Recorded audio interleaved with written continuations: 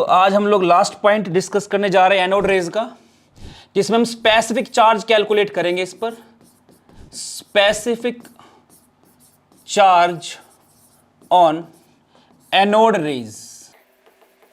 देखिए, सबसे पहले जितनी भी इसकी स्टडी की गई थी वो हाइड्रोजन गैस के केस में की गई थी। तो हमें सबसे पहले तो सेटअप तैयार करना पड़ेगा। बिल्कुल ये ऐसा ही होगा जैसा कि कैथोड रेज के केस में था, जिसमें हमारे पास एक डिस्चार्ज ट्यूब होगी,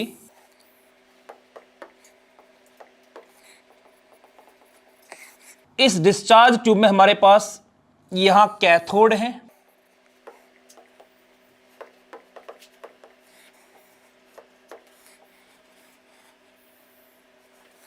राइट हैंड साइड पर हमारे पास एनोड है,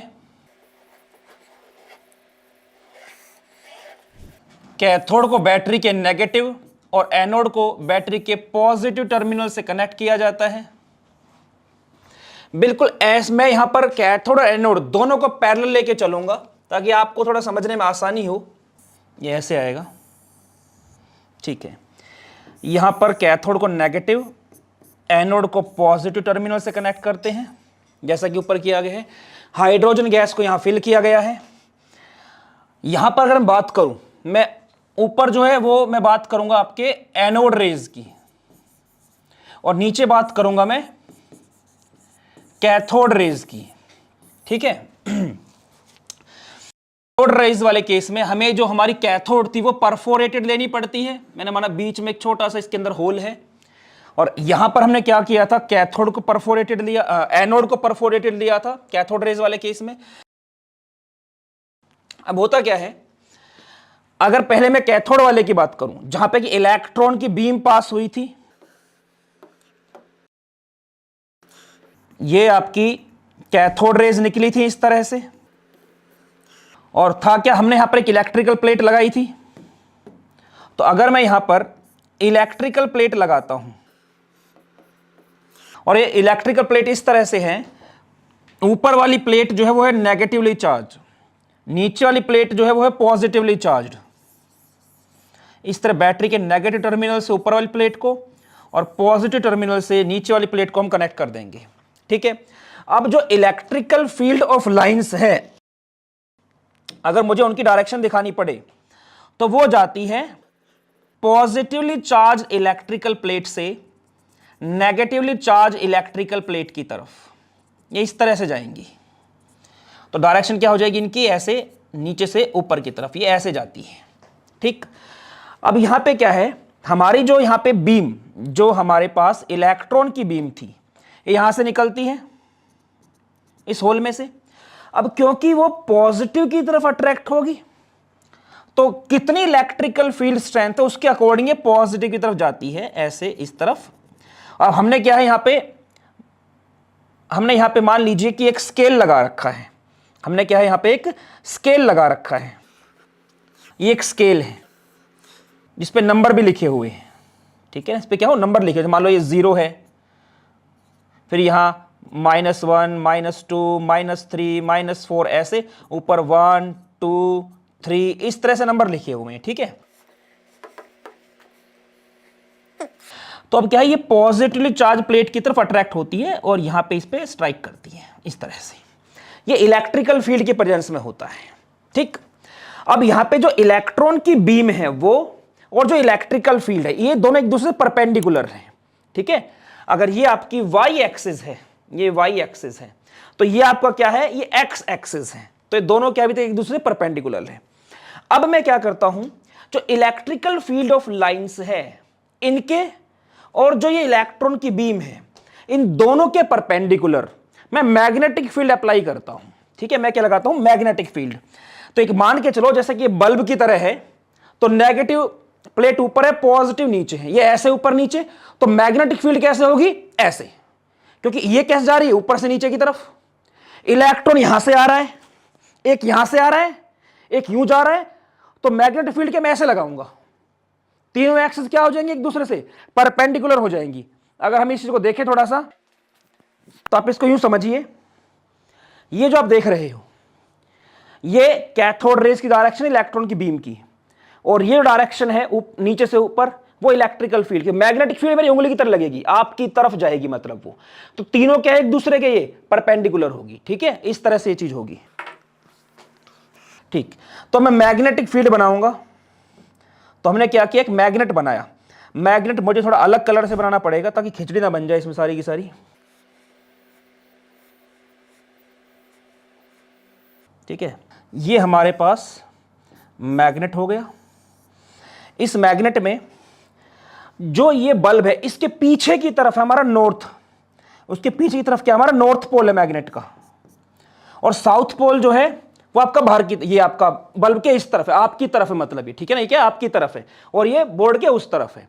तो इसमें जो होता है मैग्नेट के बाहर की तरफ, मैग्नेट के बाहर की तरफ जो मैग्नेटिक फील्ड्स होती हैं उनकी डायरेक्शन होती है नॉर्थ से साउथ की तरफ, ऐसे ऐसे नॉर्थ से साउथ की तरफ, इस तरह से, ठीक है।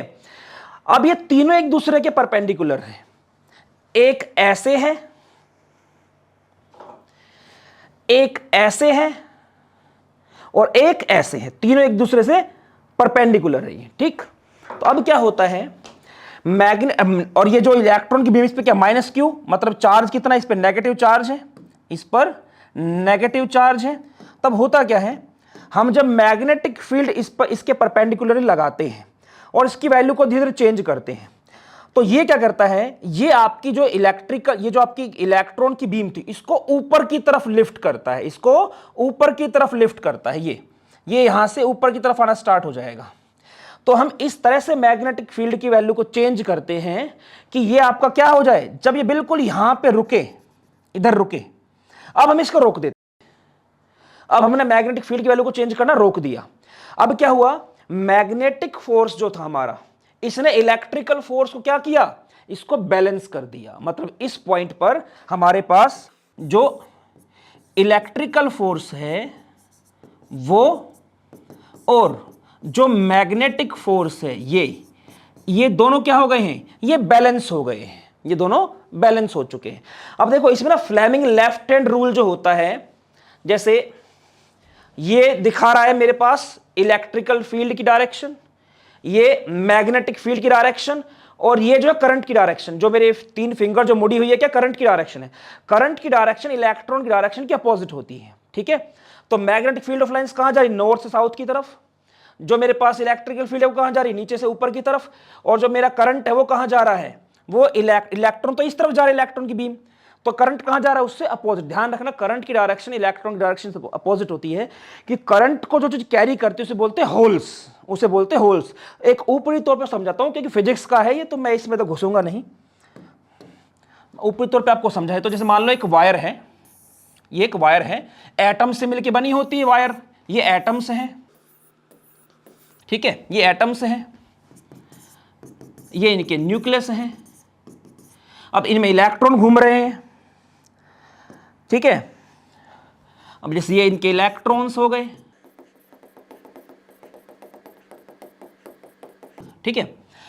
अब जैसे मान लो इसमें जो इसकी शेल है बाहर वाली, उसमें एक इलेक्ट्रॉन की जगह क्या है, खाली है, एक इलेक्ट्रॉन की जगह क्या है इसमें खाली है। जैसे मैं कहूं कि यहां पे एक इलेक्ट्रॉन की जगह क्या है, खाली है, ये होल हो गया, ठीक है ना, इसको होल या कर्नेल बोल देंगे। तो क्या होगा, इसको भरने के लिए, इसे भरने के लिए जो इसके साथ वाला जो एटम है इसका इलेक्ट्रॉन जंप मारेगा, ये इसमें जंप मारेगा। जब इलेक्ट्रॉन इसमें कूदा, इलेक्ट्रॉन इसमें कूदा, तो ये हिस्सा तो भर गया, लेकिन इसकी खुद की जगह क्या हो गई, खाली हो गई। अब जब घूमते घूमते ये होल इधर आएगा इस एटम के आसपास, ये इसके आसपास ऊपर नीचे, तो हर तरफ एटम होते हैं इसमें, ठीक है ना। जब जाएगा तो दूसरा एटम जो होगा, जैसे मान लो इधर आ गया ये इधर, अब क्या होगा, ये जो इलेक्ट्रॉन होगा उस होल को भरने के लिए इसमें जंप मारेगा, तो इसकी खुद की जगह क्या हो गई, खाली। तो एक तो लगाओ, इलेक्ट्रॉन जब इधर जंप मार रहा है तो होल कहां क्रिएट हो रहा है, उससे अपोजिट डायरेक्शन में। को कौन कैरी करता है, होल या कर्नेल। इसलिए जो इलेक्ट्रॉन की डायरेक्शन होती है, करंट की डायरेक्शन उससे अपोजिट बताई जाती है, ठीक है ना। अब चलते आगे, जो हमारा काम है उसकी बात करते हैं, ज्यादा फिजिक्स में नहीं घुसते। ये जब आपका एक यूनिट है इलेक्ट्रोकेमिस्ट्री 12th क्लास में, उधर मैं इसको थोड़ा सा ढंग से डिस्कस कर सकता हूं। अभी आपके काम की ज्यादा चीज नहीं है, बस बता दी है मैंने कि करंट की डायरेक्शन इसके अपोजिट आ जाएगी। अब जरा समझना इस चीज को, यहां पर इलेक्ट्रिकल फील्ड और मैग्नेटिक फील्ड क्या हो चुकी है, एक दूसरे को कंपनसेट कर चुकी है, एक दूसरे बैलेंस कर चुकी है। अब ये जो क्यू चार्ज था माइनस का क्यू, अब इस पे कितना इलेक्ट्रिकल फोर्स लग रहा होगा जो इस पे चार्ज है। तो देखो यहां पे जो इलेक्ट्रिकल फील्ड, जो हमारे पास इलेक्ट्रिकल फोर्स लगेगा वो कितना लगेगा, चार्ज कितना है माइनस का क्यू, और इलेक्ट्रिकल फील्ड की जो वैल्यू होगी इससे हम इसको मल्टीप्लाई कर देंगे, इलेक्ट्रिकल फोर्स आ जाएगा। मैग्नेटिक फोर्स की बात करें तो चार्ज तो ये है, साथ में मैग्नेटिक फील्ड और बी, ये क्रॉस प्रोडक्ट होता, ध्यान रखना ये क्या है, क्रॉस प्रोडक्ट। क्रॉस प्रोडक्ट का एक होता डॉट प्रोडक्ट, एक होता क्रॉस प्रोडक्ट। कॉस प्रोडक्ट में चलता है साइन थीटा, डॉट प्रोडक्ट में चलता है आपका कॉस थीटा। ये सब आप वेक्टर में पढ़ेंगे जो कि फिजिक्स का पार्ट है, ठीक है। और अब यहां पे एक चीज समझना आप, इसके क्रॉस प्रोडक्ट होने का मतलब क्या है, और साइन थीटा। अब साइन में होता क्या है, साइन थीटा की बात करूं, 0 डिग्री पे इसकी वैल्यू 0 होती है, 90 डिग्री पे इसकी वैल्यू क्या होती है, मैक्सिमम होती है, जो कि 1 होती है, ठीक है। जैसे आपके 1/2, 1/√2, ये इसकी वैल्यू वेरी करती है, मैक्सिमम वैल्यू कहां होती है इसकी, 90 डिग्री पे होती है। तो यही कारण है कि मेरे पास जो मैग्नेटिक फील्ड है, जो मैग्नेटिक फील्ड है, ये यूं थी, यूं ये, और जो इलेक्ट्रॉन था इसकी डायरेक्शन क्या थी, परपेंडिकुलर। अगर मैं ऐसा करता कि जिस डायरेक्शन में इलेक्ट्रॉन की बीम मूव कर रही है, मैं मैग्नेट को यहां लगाता इस तरफ, इसके सामने की तरफ, तो इस पे कोई डिफ्लेक्शन नहीं आता। क्यों? क्योंकि उस टाइम मेरा थीटा क्या हो जाता, 0 डिग्री या 180 डिग्री, सॉरी 0 डिग्री हो जाता, और साइन 0 डिग्री क्या होता है, 0। तो ऐसे में कोई डिफ्लेक्शन नहीं आता, इस पर कोई मैग्नेटिक फोर्स इसको महसूस ही नहीं होता। तो हम इसको क्या करते हैं, परपेंडिकुलरली लगाते हैं, ठीक। अब देखो आगे हमने क्या किया था, उसके अंदर हमारे पास यहां से Q कैंसिल आउट हो गया, Q से Q नेगेटिव वगैरह सब कैंसिल आउट हो गया। मेरे पास यहां से क्या आ गया, V की वैल्यू आ गई कि जो ये इलेक्ट्रॉन बीम थी कितनी स्पीड से मूव कर रही थी, E vector divide by B vector, इतनी स्पीड से मूव कर रही थी, ठीक है। अब हमारे पास हमने निकाला था पोटेंशियल एनर्जी, कि अगर हमारे पास ऐसा है कि कोई चार्ज है, Q चार्ज, उसे आपने रख दिया है ऐसे इलेक्ट्रिकल फील्ड में, एक V वोल्ट की बैटरी जो है वहां रख दिया, उसकी फील्ड में रख दिया है। तो होता क्या, इस पे इसकी पोटेंशियल एनर्जी क्या होगी, अगर रुका हुआ है, अगर ये रुका हुआ है तो इसकी पोटेंशियल एनर्जी क्या हो जाएगी, Q इंटू V क्या है यहाँ पे, वोल्टेज। ये तो V वेलोसिटी था, ये V क्या है, वोल्टेज है। और अगर ये मूव कर जाएगा, मान लो इस पर माइनस चार्ज, तो किस तरफ दौड़ेगा ये, एनोड की तरफ, तो इसकी पोटेंशियल एनर्जी किस में कन्वर्ट हो जाएगी, काइनेटिक एनर्जी में। तो इसकी पोटेंशियल एनर्जी क्या हो गई, पूरी की पूरी काइनेटिक एनर्जी में चेंज हो गई। पोटेंशियल एनर्जी क्या है, Q इंटू V क्या है यहाँ पे, volt, kinetic energy half mv²। अब यहां से हम क्या निकाल सकते हैं कि v² क्या आ गया, 2qv divide by m। v की वैल्यू मैंने यहां पे रख रखी है, E vector divide by B वेक्टर, तो E vector divide by B vector, इसका square is equals to 2qv divide by m। अब यहां से Q बाय m, मैं स्पेसिफिक चार्ज निकाल रहा हूं, मतलब E बाय m कह लो, Q बाय m। तो Q बाय m क्या आ गया मेरे पास, Q बाय m आ गया मेरे पास E vector divide by B vector का स्क्वायर डिवाइड बाय 2 वोल्ट। इसको सोल्व करके हमारे पास क्या आया था, 1.76 10⁻11 कूलम्ब पर केजी। वो इलेक्ट्रॉन वाले केस में आया था। किस केस में आया था, इलेक्ट्रॉन यानी कि कैथोड रेज वाले केस में आया था वो। अब जरा समझना इसी चीज को, जब मैं जाऊंगा एनोड रेज पे, तो एनोड रेज पे क्या है, H+ आयन है सारे के सारे। इसमें क्या है, H+ आयन है, ये इस तरफ मूव कर रहे हैं, इस तरफ मूव किया इन लोगों ने, ठीक है। यहां भी मैंने इसी तरह से क्या एक स्केल लगा रखा है जिसमें वैल्यू लिखी हुई है, ताकि मुझे पता चल जाए कितना डिफ्लेक्शन हो रहा है। यहां अगर 0 है, नीचे की तरफ मान लो -1, -2, -3, -4, ऊपर की तरफ 1, 2, 3, 4, इस तरह से लगा लो आप इसको, ठीक है। या 1 to 10 भी लगा, उससे कुछ फर्क नहीं पड़ता, डिफ्लेक्शन आपको पता चल जाएगा कितना आ रहा है। अब यहां से निकलते हो हमारे पास जो ये, अब जैसे इलेक्ट्रिकल प्लेट लगा रहे हैं हम, इसमें ऊपर क्या था हमारे पास, नेगेटिव प्लेट, नीचे क्या थी, पॉजिटिव। नेगेटिव वाली नेगेटिव क्यों थी, क्योंकि इसको बैटरी के नेगेटिव टर्मिनल, मतलब छोटे वाले टर्मिनल से कनेक्ट कर रखा था हमने, और ये आपका पॉजिटिव वाला हो गया। तो ऐसे में क्या था, अब क्योंकि ये क्या है आपके H+ आयन से बने हैं ना, प्रोटॉन से बनी है ये, ये किस तरफ इन्होंने डिफ्लेक्शन दिखाया अपना, इन्होंने डिफ्लेक्शन दिखाया अपना नेगेटिवली चार्ज प्लेट की तरफ, इस तरह से। जब हमारे पास इलेक्ट्रिकल फील्ड ऑफ लाइंस जो है ये नीचे से ऊपर जाती है पॉजिटिव चार्ज प्लेट से नेगेटिव चार्ज प्लेट की तरफ, ये आपका नेगेटिव की तरफ डिफ्लेक्शन शो करता है। ये दोनों परपेंडिकुलर, एक ऐसे जा रही है, एक ऐसे है, तो एक क्या है, ऐसे। ठीक है, अब magnetic field of magnetic field को मैं क्या लगाऊंगा, इन दोनों के परपेंडिकुलर। तो मैंने क्या किया, इसमें भी मैग्नेटिक फील्ड लगा दिया। यहां हमारे पास आ गया मैग्नेटिक फील्ड, नॉर्थ पोल और साउथ पोल। ये नॉर्थ पोल हो गया, ये साउथ पोल हो गया। नॉर्थ से साउथ की तरफ ही डायरेक्शन होती है, बाहर की तरफ, मैग्नेट से बाहर की तरफ क्या, नॉर्थ से साउथ की तरफ डायरेक्शन होती है मैग्नेटिक फील्ड लाइंस की। अब हुआ क्या, अब इसने इसको नीचे की तरफ खींचना स्टार्ट किया। ये क्या जाएगा, इसमें नीचे की तरफ जाएगा। ठीक है, इस पे प्लस चार्ज है ना, पॉजिटिव, ये इसको नीचे की तरफ लेके आएगा। तो अब ये धीरे धीरे क्या नीचे की तरफ आने लग गई। जिस वैल्यू पर ये बिल्कुल बीच में आ गई, 0 पॉइंट पे आ गई, मतलब इसमें क्या है, मैग्नेटिक फील्ड, मैग्नेटिक फोर्स ने इलेक्ट्रिकल फोर्स को क्या किया, बैलेंस कर दिया। सेम टू सेम यही चीज चलेगी सारी की सारी, बस जहां माइनस क्यू है वहां क्या हो जाएगा, प्लस क्यू हो जाएगा। ठीक, उसके हिसाब से मैग्नेटिक फील्ड वगैरह की जो वैल्यू होगी वो उस टाइम एक्सपेरिमेंट से आती सारी की सारी। तो क्या देखा गया, इसके केस में जो स्पेसिफिक चार्ज की वैल्यू निकल के आई, मतलब जो Q बाय M, या जिसको मैं E बाय M भी कह दूंगा, क्योंकि स्मॉलेस्ट पॉसिबल चार्ज होता है वो आपका इलेक्ट्रॉन केस में 1.6 इंटू 10⁻⁻19, मतलब नेगेटिव चार्ज के साथ होता है, माइनस साइन के साथ, और दूसरी तरफ क्या होता है आपका, वो प्लस साइन के साथ होता है। तो इसमें क्या पाया गया, इसकी वैल्यू थी 9.579 10⁻⁻579 charge unit coulomb, mass unit KG, coulomb per KG.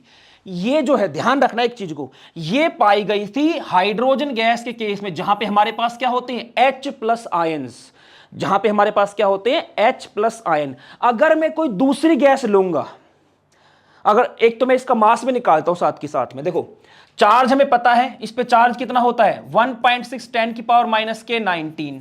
मुझे चार्ज पता है, मतलब मुझे Q पता है, मुझे स्पेसिफिक चार्ज पता है, मैं मास निकाल सकता हूं जैसे इलेक्ट्रॉन को निकाला था।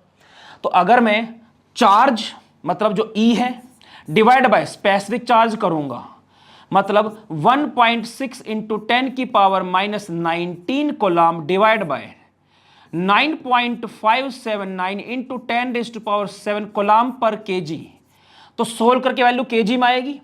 यहां से मेरे पास क्या आ जाएगा, यहां से मेरे पास नंबर आ जाएगा कि हमारे पास मास कितना है, तो मास ऑन प्रोटॉन, क्योंकि H प्लस आयन का मतलब क्या होता है, सिर्फ उसमें प्रोटॉन प्रोटॉन है। इसको हम सोल्व करेंगे तो ये वैल्यू क्या आई हमारे पास, ये वैल्यू हमारे पास आई 1.67 इंटू 10⁻⁻27 केजी। यही जो है आपका, ये जो वैल्यू आप देख रहे हो, इसी को बोलते हैं 1 AMU, 1 एटॉमिक मास यूनिट। जब आप एटॉमिक नंबर याद करते हो ना, तो एलिमेंट्स के साथ वहां पे उनका एक एटॉमिक मास भी लिखा होता है। जैसे ऑक्सीजन का एटॉमिक मास क्या होता है, 16 AMU, तो वो AMU का मतलब क्या, इतना केजी, तो 16 इंटू दिस, इतना केजी वेट होता है एक ऑक्सीजन के एटम का। ठीक है, वो जब हम मोल कॉन्सेप्ट करेंगे उसमें थोड़ा और अच्छी तरह बात करेंगे। फिलहाल ये मास ऑफ प्रोटॉन आ गया हमारे पास। अब मैं मास ऑफ प्रोटॉन और मास ऑफ इलेक्ट्रॉन, हमने जो इलेक्ट्रॉन का मास निकाला था वो हमने निकाला था 9.11 इंटू 10⁻⁻31 केजी। हम इसे कंपेयर करेंगे। ठीक है, पहले इसको सेव कर लेते हैं एक बार। तो अच्छा, एक चीज ध्यान रखना, इसमें जो एक्सपेरिमेंट में चीजें थी एंड्रोन रेस के केस में वो क्या है, उससे उल्टी हुई। रीजन क्या है, उस पर चार्ज अपोजिट था, इस पर प्लस चार्ज था। ठीक, अब इसके आगे चलते हैं हम लोग, हमें ये डेटा चाहिए हो खाली। ठीक है, 1.67। ठीक, तो प्रोटॉन पर जो मास आया है वो आया है 1.67 इंटू 10⁻⁻27 केजी। इलेक्ट्रॉन पर जो मास था वो मैं ऑलरेडी आपको निकाल के बता चुका था लास्ट क्लास में, लास्ट से लास्ट क्लास में, वो इतना था। ठीक है, तो अब इन दोनों को अगर मैं कंपेयर करूं, कंपेयर का मतलब क्या, रेशो निकाल लो इनका, कि 1.67 इंटू 10⁻⁻27 डिवाइड बाय 9.11 इंटू 10⁻31। भाई यूनिट तो नहीं कैंसिल हो जाएगी कि दोनों क्या केजी में है, यूनिट तो कैंसिल आउट हो जाएगी। रेशो की जो वैल्यू होती है उसकी कोई यूनिट नहीं होती, ठीक है। अब देखो इसको जब आप सोल्व करोगे तो सीधा सीधा सा 10 की पावर जब ऊपर जाएगी, 10 की पावर 4 तो बची गई है, 10 की पावर 4 तो ये बच गई हमारे पास, 10 की पावर 4 बच गई। केमिस्ट्री में ध्यान रखना, न्यूमेरिकल में हमेशा पहले 10 की पावर सोल्व की जाती है। अब मेरे पास क्या बचा 1.67 डिवाइड बाय 9.11। अब देखो कोशिश ये किया करो जो ऊपर नंबर है ना उसको नीचे वाले से बड़ा बना लो, 10 की पावर को हटा के बात कर रहा हूं मैं, तो मैं इसे लिख सकता हूं ना 16.7 इंटू 10 की पावर 3 डिवाइड बाय 9.11। तो 9 दूनी होते 18, 9 एकम 9, ये 18 के करीब पहुंच रहा है, तो लगभग लगभग 1.8 समथिंग समथिंग कुछ आएगा, ठीक है। तो ये जो आता है मैं लिख देता हूं 1.837 इंटू 10⁻3, तो कितना आ गया आपका ये पॉइंट नहीं आएगा, ये आ गया आपका 1837। अब यहां पे देखो मैं रेशो किसका निकाल रहा था, मैं कर रहा था mass of proton divide by mass of electron, mass of proton divide by mass of electron, mass of proton divide by mass of electron. मैं इस तरह से लेके चल रहा था इन चीजों को। तो अब क्या इलेक्ट्रॉन को मैं उस तरफ ले गया, ये आ गया मास ऑफ प्रोटॉन। तो यहां से क्या पता चला कि एक प्रोटॉन का जो मास होता है वो एक इलेक्ट्रॉन के मास के मुकाबले 1837 टाइम ज्यादा होता है, 1837 गुना ज्यादा होता है। और यही रीजन है आप जब भी एटॉमिक मास निकालते हैं उसमें इलेक्ट्रॉन के मास को कंसीडर नहीं किया जाता है। क्यों? क्योंकि आप ये मान के चलो आपके पास सिक्के रखे हुए एक एक रुपए की, और कितने सिक्के 1837 सिक्के रखे हुए हैं, उसमें से अगर एक सिक्का को निकाल भी लेगा तो क्या आपको पता चलेगा? नहीं, तो नेग्लिजिबल है। इसे ध्यान रखना जब भी हम वेट की बात करेंगे किसी भी एटम में, ठीक है, तो उसमें हम इलेक्ट्रॉन को कंसीडर नहीं करते हैं, न्यूक्लियर केमिस्ट्री में कंसीडर करते हैं, वो अलग है, अभी उसकी हम बात नहीं करेंगे। हमारी जो नॉर्मल केमिस्ट्री चल रही है हमें भी उसकी बात करेंगे, न्यूक्लियर केमिस्ट्री की बात नहीं हो रही है। तो प्रोटॉन और इलेक्ट्रॉन के मास का हमें रिलेशन पता चल गया। अब इसके बाद क्या हुआ,